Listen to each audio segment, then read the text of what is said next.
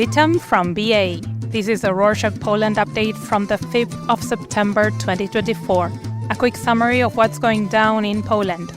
2 months ago, we reported that the parliament rejected a proposal to legalize abortion. Well, as an alternative, on Friday the 30th of August, the Health Ministry updated the abortion law guidelines.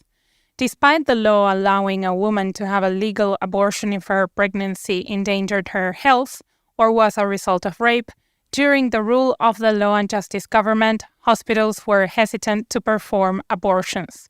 The previous administration didn't support abortions and wanted to limit them as much as possible due to their conservative views, and hospitals didn't want any trouble. To break away from this situation, the Health Ministry updated its guidelines and warned that hospitals that hesitate to perform abortions will receive a fine of $130,000. Also, the ministry said the threat to a woman's health, including mental health, is sufficient to have a legal abortion, and that the law does not require the threat to be immediate or exceptionally severe.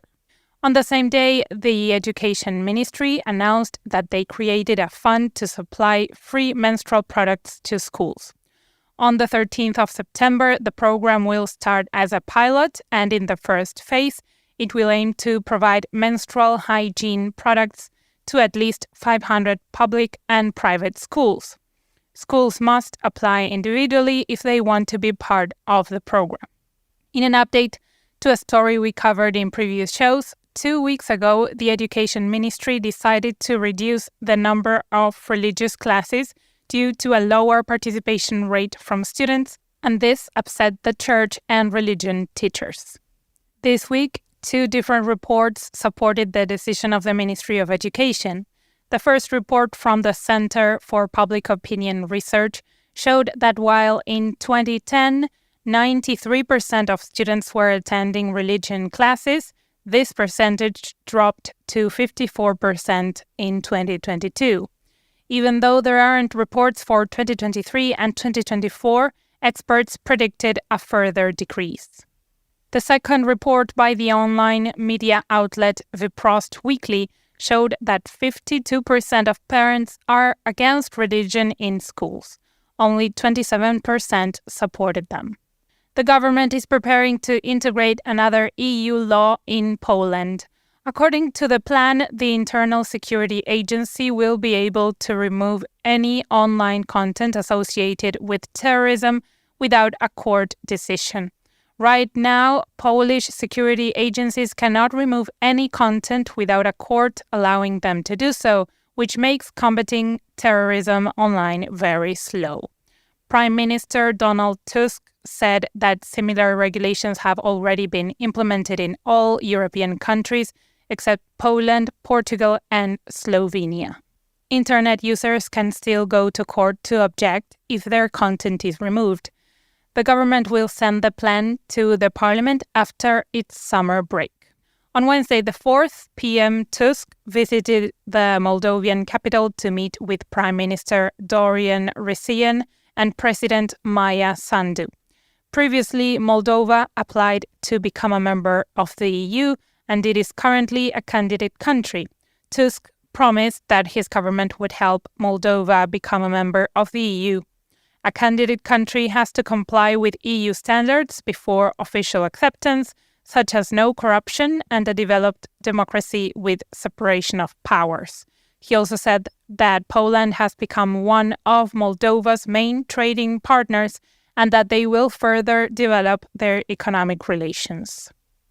Moving on to security, on Friday the 30th of August, Mayor Michał Fischer, a Polish military expert and pilot, said that the current government headed by Tusk is in the same line on defense and national security as the previous administration, despite all its differences with the Law and Justice government.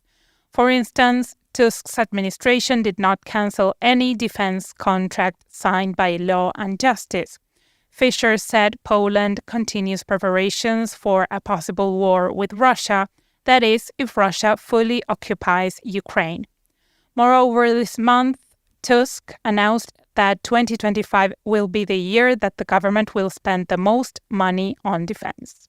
On a related note, recall that last week, a Russian military drone violated Polish airspace.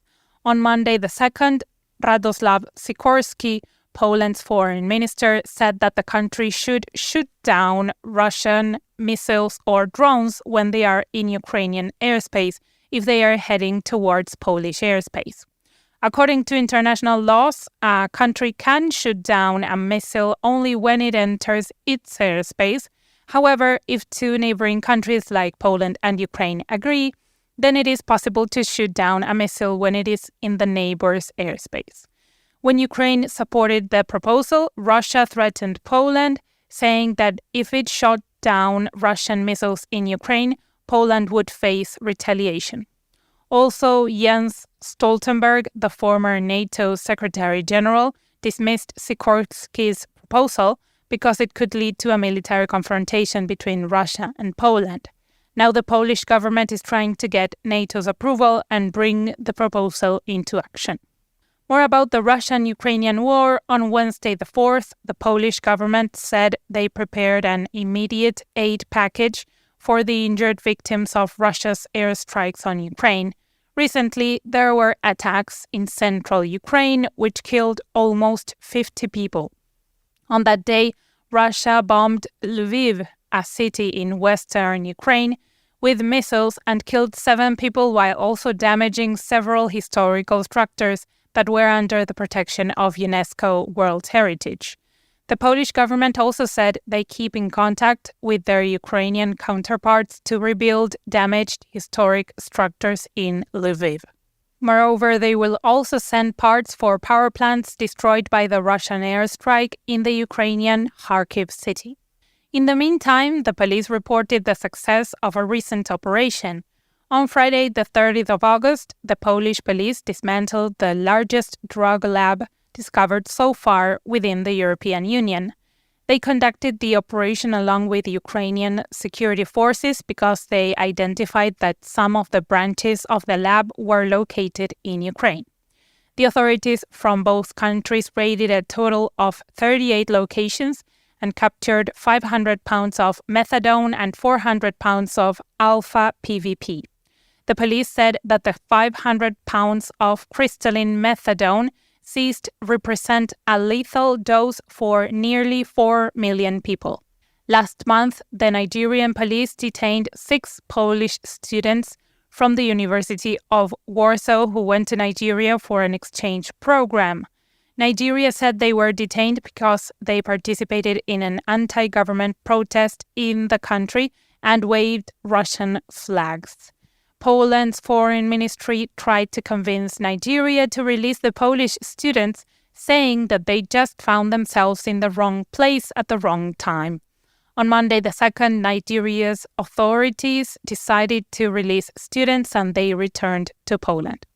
Hundreds of thousands of Nigerians have been protesting since the 1st of August against the government's painful economic reforms like currency devaluation and a partial end to fuel and electricity subsidies.